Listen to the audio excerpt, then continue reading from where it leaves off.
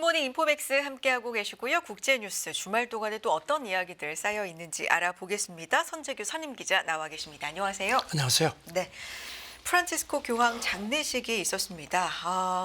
장례식도 세계가 지켜봤지만 여기에서 어떤 각국 정상들이 만나는지 또 이 부분도 좀 관심사였는데 트럼프 대통령, 젤렌스키 대통령이 만남이 있었습니다. 아무래도 우크라이나 전쟁 문제에 관심들이 많았습니다. 2달 전에 백악관에서 아주 이례적으로 충돌하고 나서 처음으로 이제 독대를 했습니다. 한 15분 정도 만났는데요. 네. 일단 두 사람 다 끝나고 나서 나름 성과가 있었다는 식으로 얘기를 했습니다.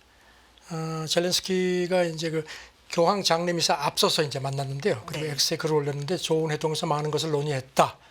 논의된 것들의 결과를 기대한다 이렇게 했고요. 그리고 트럼프도 트루스 소셜에 푸틴이 지난 며칠 민간 지역에 미사일을 쏠 이유가 없었다. 아마도 전쟁을 중단할 생각이 없는 것 같다는 생각이 든다고 했습니다. 네. 그러면서 은행 제재 같은 얘기를 했는데요. 조금 이제 그동안에 푸틴을 계속 이렇게 두둔하는 식으로 이렇게 나오다가 조금 태도가 좀 달라진 거 아니냐 이런 관측도 나옵니다. 네. 우크라이나, 러시아 검역하면서 합의에 매우 근접해 있다. 트럼프 대통령이 이런 얘기도 했는데 사실 계속해서 이러다가도 또 삐그덕대고 하기 때문에 그렇죠. 네, 기대와 또 실망이 좀 반복되고 지금 있는 상황인데 계속 만나고 있는 상태니까요. 그렇군요. 네. 젤렌스키, 트럼프, 스타머, 마크롱 네 명이 함께 대화하는 모습도 잠깐 그런 포착이 모습도 됐나 봐요. 포착이 됐습니다. 알겠습니다. 이런 와중에 푸틴 대통령은 미국 특사에게 평화회담에 나설 준비가 됐다 또 이런 얘기를 했네요. 정리해 주시죠. 러시아 관영 매체들이 그저께 전했는데 그 전날 네. 그 위트코프 특사가 크렘린궁에 가서 푸틴을 만났다고 발표를 했습니다. 그러면서 그 크렘린궁 대변인 얘기가 직접 조건 없이 우크라이나하고 평화 협상할 준비가 되어 있다. 그러면서 그동안에도 그런 얘기를 여러 번 했다고 강조를 했습니다. 네. 그리고 크렘린궁 그 외교정책 보좌관도 이번 대화가 건설적이고 유용했다. 그러면서 특히 러시아하고 우크라이나가 직접 대화하는 그 가능성에 초점이 맞춰졌다고 얘기를 했습니다. 네. 근데 러시아가 쿠르스크 이 지역에 대한 통제권을 8개월 만에 완전히 회복했다. 이런 선언을 했는데 여기가 우크라이나군이 점령했던 이 접경을 말하는 그렇죠. 거죠. 러시아 네. 영토죠. 네. 그 기습 점령을 해가지고 그때 러시아가 조금 당했었죠. 그런데 지금 이제 이걸 다시 탈환했다고 주장을 하는데 또 네. 지금 또 젤렌스키는 그렇지 않다. 전투 계속하고 있다. 이렇게 서로 기싸움을 하고 있습니다. 이런 가운데 그 러시아군 총참모장이 푸틴한테 전황을 보고하면서 북한군이 쿠르스크에서 러시아를 도와 싸웠다. 그러니까 이제 러시아 입장에서 공식 확인을 했습니다. 처음으로. 그리고 또 오늘 새벽에 북한도 공식 확인을 했습니다. 참전하고 있다고 확인을 했습니다. 그렇군요. 자, 다음 얘기 좀 해보겠습니다. 프란치스코 교황 장례식 이 안에서 어떤 얘기가 있었는지 또 좀 얘기를 해볼까요? 교황 장례 미사를 주관한 조바니 바티스타 레 추기경 단장입니다. 추모 강론이 있었는데 여기에서 했던 얘기들이 좀 의미가 있어 보이는데요. 외신들이 주목하는 게 이제 특히 트럼프가 좀 특히 껄끄러운 얘기들을 좀 했습니다. 이를테면은 벽이 아닌 다리를 세우라는 그 교황 그 생전 지적. 그러니까 트럼프 일기 때 그때 이제 멕시코에 장벽을 세우겠다고 공약을 하니까 그 당시에 교황이 다리를 세우지 말고 벽을 만들어야지만 그게 진정한 크리스찬이다. 이렇게 이제 좀 쓴소리를 했거든요. 그러니까 그때 트럼프가 종교 지도자가 어떤 사람의 믿음에 의문을 제기하는 건 수치라고 상당히 발끈했었습니다. 근데 이제 그거를 추기경 단장이 이번에 이제 추모 강론하면서 상기시킨 겁니다. 또 어떤 얘기 했습니까? 그리고 아시다시피 이민 문제, 기후 위기 같은 거 놓고 이제 그동안에 교황하고 트럼프가 계속 좀 마찰을 해왔죠. 그 얘기도 했습니다. 이렇게 얘기를 했습니다. 교황이 시대 징후 그리고 오늘날의 도전 과제에 예민하게 반응했고 이 시대의 불안, 고통, 희망을 공유했다. 로이터는 여기 대해서 추기경 강론이 과거로 돌아갈 수 없다는 그 의미를 강조를 했다는 겁니다. 그래서 이제 이게 지금 이제 차기 교황을 뽑는 콘클라베 이제 열리는데 거기도 뭔가 조금 이렇게 좀 로드맵이 되지 않겠느냐 그런 관측도 했습니다. 다음 달 한 6일에서 10일 사이 콘클라베 시작될 네. 가능성 지금 얘기가 나오고 있는데 영향을 미칠지 이런 이게 부분도 지금 보면은 이 이제 강론 한 경우 근데 이제 이 추기경도 일단 투표권은 있습니다. 그런데 나이가 91살입니다. 그러니까 80세 이상은 피선거권이 없습니다. 그러니까 이제 그랬는데 2005년 요한 바오로 2세 장례 미사 때도 네. 그때 독일 출신인 요제프 라친거 추기경 이 사람이 이제 그때 추모 미사를 주도를 했거든요. 근데 콘클라베에서 교황이 됐습니다. 베네딕토 16세죠. 그래서 이 사람이 이렇게 얘기한 게 뭔가 콘클라베에 참석하는 그 135명이 자기를 포함해서 그러니까 투표하는 데 대한 어떤 약간의 로드맵 성격이 아니겠느냐 뭐 그런 관측도 있습니다. 조심스럽게 나옵니다. 그렇군요. 그런데 이 트럼프 대통령이 교황 장례식에 멜라니아 부인과 이제 네. 함께 갔는데 멜라니아 생일이 좀 겹쳤었나 봅니다. 이 축하를 하기 위해서 서둘러 전용기로 돌아왔다 뭐 이런 보도도 있네요. 영국 텔레그래프가 그걸 또 딱 집어내서 보도를 했는데요. 그 교황의 이제 그 로마에 있는 그 산타 마리아 마조레 성당에 이제 안치가 됐죠. 그리고 나서 한 1시간쯤 뒤에 바로 에어포스 로마 공항에 돌아왔다는 겁니다.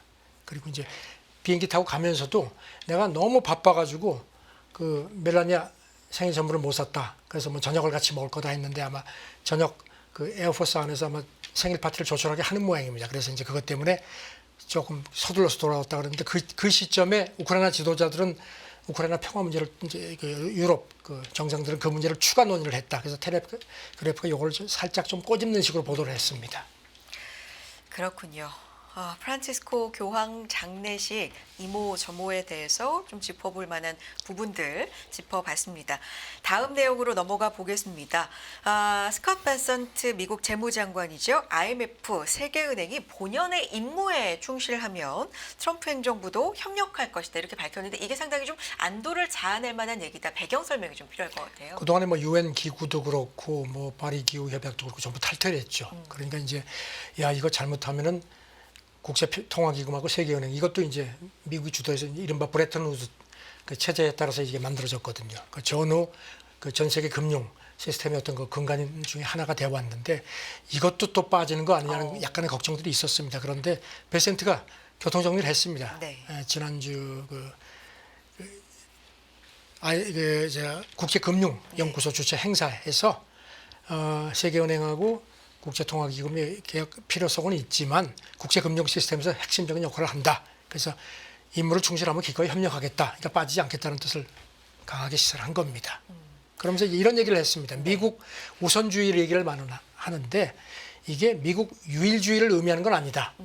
그렇게 또 강조를 했습니다. 네, 미국 우선주의 트럼프 행정부의 뭐 핵심이라고 해도 과언이 아니다라고 할 만큼 세계가 뭐 이런 얘기를 굉장히 익숙하게 지금 듣고 있는데 이게 미국 유일주의는 아니다. 좀 의미가 있어 보이네요. 베센트가 네. 뭐 그동안에도 계속 그 관세에 대해서 조금 약간 좀 약간 반대하는 그런 입장을 취해온 좀 그래도 할 좀 말을 하는 유화적으로. 그런 네. 상황인데 그리고 또 로이터는 지금 미국 뭐 이런 금융 패권에 대해서 불만들이 많지만 사실 준비된 대안도 마땅치가 않다는 겁니다. 그런 것도 있고요.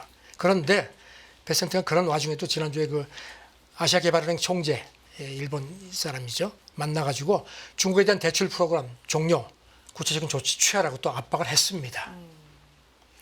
그런 부분들은 또 압박을 할 부분은 압박을 하고 있고요. 특히 중국에서는 중국에 대해서 네. 그렇죠.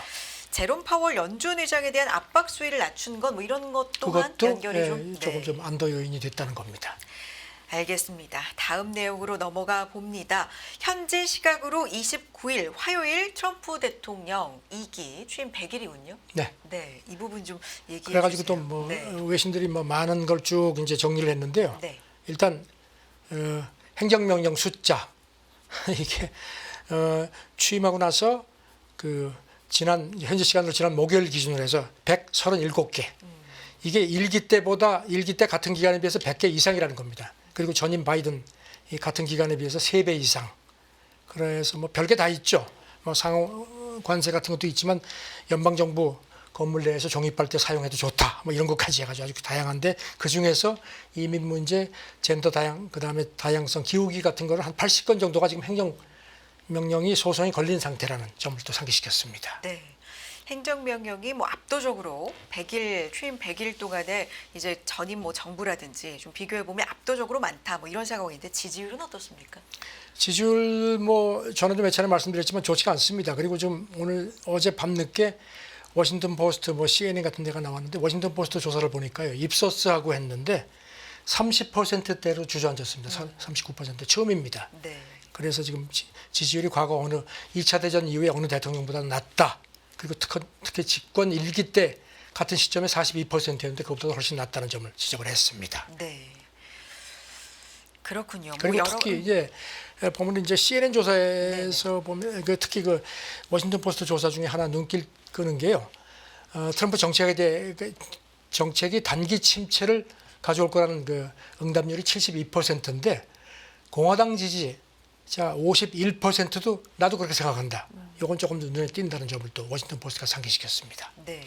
단기 침체에 대해서도 뭐 공화당 지지자의 51%도 네. 이런 부분을 좀 예상한다. 그렇군요. 인플레 관리 뭐 이런 부분들이 지금 경제에서 좀 영향을 받고 있는 상황이고 도지라든지 이런 부분도 100일 동안의 하나의 특징으로 예, 그래서 뭐 뽑을 수 인플레 있는 관리라든가 거죠. 뭐 관세 정책 같은 건 네. 지지율이 많이 떨어졌는데 네. 반면에 이제 도지를 통해서 연방 정부 개혁하고 하는 부분은 또 그건 나름 뭐 괜찮다. 그다음에 이런 게 이민 불법 이민 뭐 통제 같은 거에서 불법 이민이 많이 줄었죠. 이런 데 대해서는 좀 그래도 나름 좀 긍정적인 평가도 나온 걸로 그렇게 지적이 됐습니다.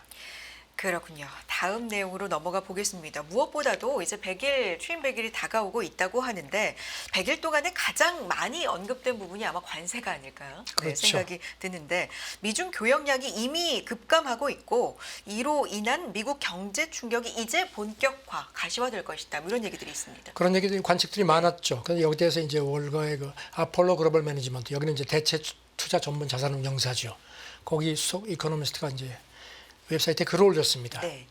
미중 교역이 뭐 붕괴하고 있다 그러면서 중국에서 미국으로 향하는 컨테이너 물동량이 급감하고 있고 그래서 그것 때문에 다음 달부터는 본격적으로 그 충격이 가셔되고 그다음에 이제 뭐 매장에 그 공간도 많이 비게 되고 특히 감원이 늘어날 거라고 내다봤습니다. 이런 부분은 뭐 지난주에도 계속 말씀드린 바지만 월마트, 타겟, 홈디포 이런 CEO들하고 만났을 때 트럼프가 관계자- 만났죠. 네, 만났을 때 뭐 텅텅 비게 될 것이다 이런 얘기 나왔잖아요. 같은 얘기를 했죠. 네. 그리고 이제 그래서 이제 아폴로 쪽 관측은 다음 달부터 이제 트럭 운송 부분, 그다음에 물류, 소매 쪽에서 특히 감원 규모가 클 거다. 그래서 이제 뭐 장난감 가게라든가 뭐 공구점 같은 소규모 사업체들, 그러니까 중국 저가품을 많이 수입하는 데서 특히 사람들을 많이 자를 거라고 내다봤습니다. 그렇군요. 미국 경제 하방 위험이 좀 심각하다라는 얘기가 일각에서는 좀 나오고 있는 상황이고요. 자, 이런 가운데 트럼프 2기 취임 이후에 한국과 대만에서 미국에 대한 인식이 크게 좀 안 좋아졌다. 이게 미국 조사 결과네요.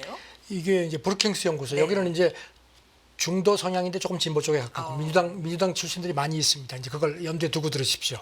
브루킹스 연구소가 이제 트럼프 2기 100일을 기해서 우리나라하고 대만 사람을 대상으로 조사를 했는데 이제 2번 했습니다. 네. 작년 7월 이제 그때는 그 바이든 말기 쪽이 되죠. 그다음에 이제 트럼프 취임 후인 3월하고 4월 해서 이제 그 결과를 비교를 했는데 올해 조사죠. 미국을 신뢰할 수 있는 동맹으로 보느냐는 질문에 우리나라 응답자의 42%가 그렇다고 했는데 이게 지난해 7월 조사 때는 49%니까 많이 빠졌습니다. 아, 대만은 더 많이 빠졌습니다. 33.6% 든 게 23.1%로 훨씬 많이 빠졌고요. 네. 그 다음에 이제 만약에 한반도에서 전쟁이 일어나게 되면 미국이 도와줄 거로 보느냐? 그랬더니 그럴 거라는 응답률이 69.6%인데 이게 이제 작년 7월 같은 경우는 60% 정도였으니까 이제 많이 이제 빠진 거죠. 그러니까 69%대에서 60%대로 줄었죠. 네, 줄었고. 대만 같은 경우는 이제 네. 중국이 만약에 침공하면은 미국이 도와줄 것 같으냐? 그랬더니 작년 조사 때는 45.5%가 그럴 거라고 했는데 이번에는 37.5% 많이 빠졌습니다. 그렇군요. 트럼프 2기 취임 전후 미국에 대한 전반적인 인식 이거는 또 조사된 바가 있습니까?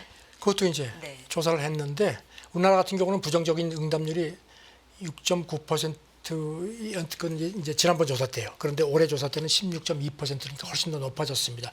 대만은 훨씬 더 그 부정적인 응답률이 더 높아졌습니다. 24%가 40% 이상으로 그 2배가 늘어났습니다. 네. 아무래도 관세 정책이 좀 피하 구분이 없다. 동맹과 그렇죠. 동맹이 아닌 나라 구분이 없다라는 평을 좀 많이 받잖아요. 그래서 이제 영향이 좀- 브루킹스 네. 연구소 쪽에서도 그걸 네. 지적을 했습니다. 미국의 그 외교 군사적으로 특히 이제 한국하고 대만이 많이 의존을 해왔는데 이렇게 트럼프 행정부를 맞아서 미국에 대한 그 불안감이 커진 게 입증이 됐다는 겁니다.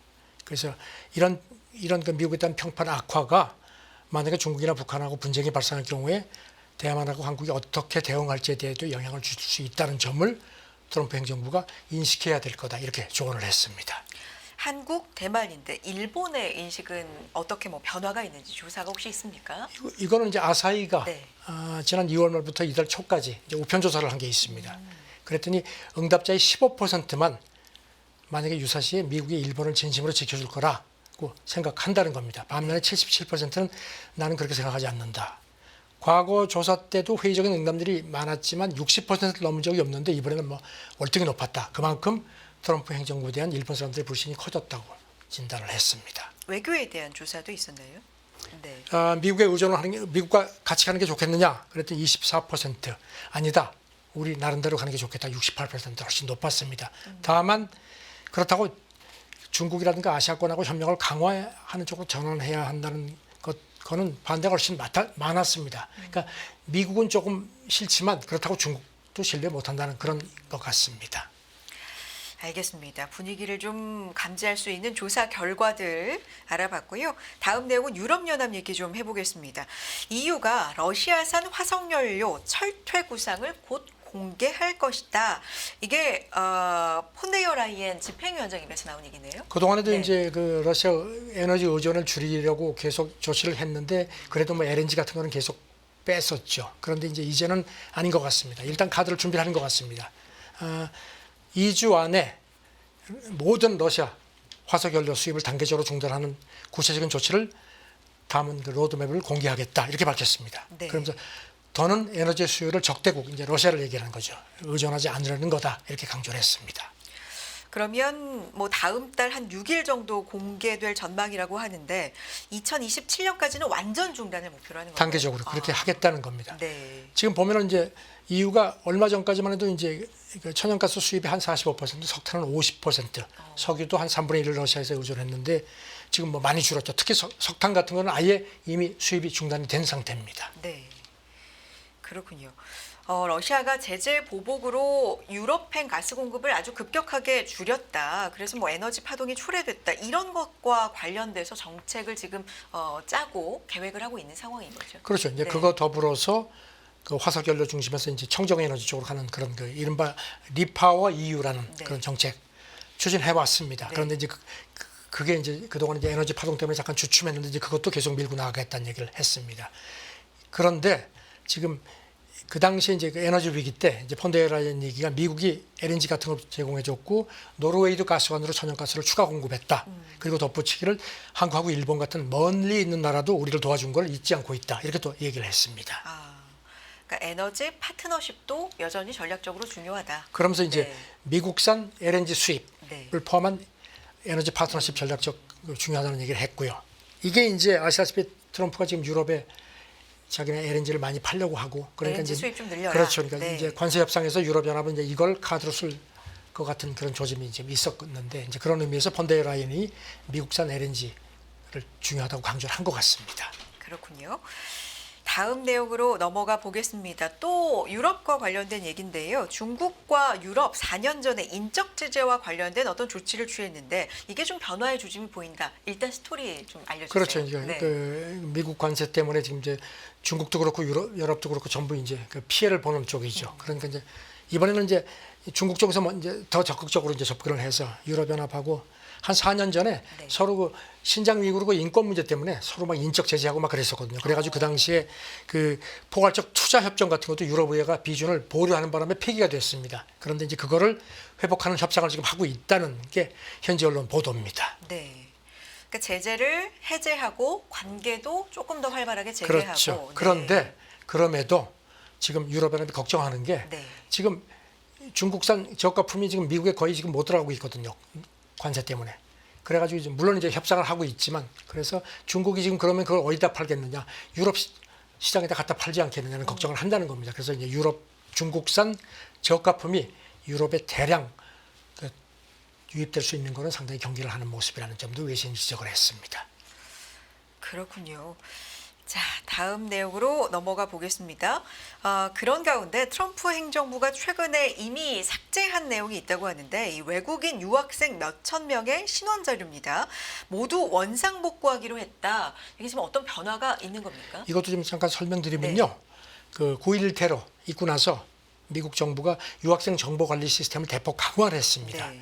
이른바 유학생 교환학생 정보 시스템 세비스라고 이렇게 명명이 되는 건데 여기 이제 그 외국에서 들어온 유학생들이니까 교환 교수 같은 사람들의 어떤 신상 정보가 다 있는데 그 중에서 자기들한테 좀 마음에 안 드는 이를테면 뭐 지난번 뭐 반유대 시위 같은 거에 막 나섰고 했던 사람들의 정보를 일방적으로 다 삭제를 했다는 겁니다. 네.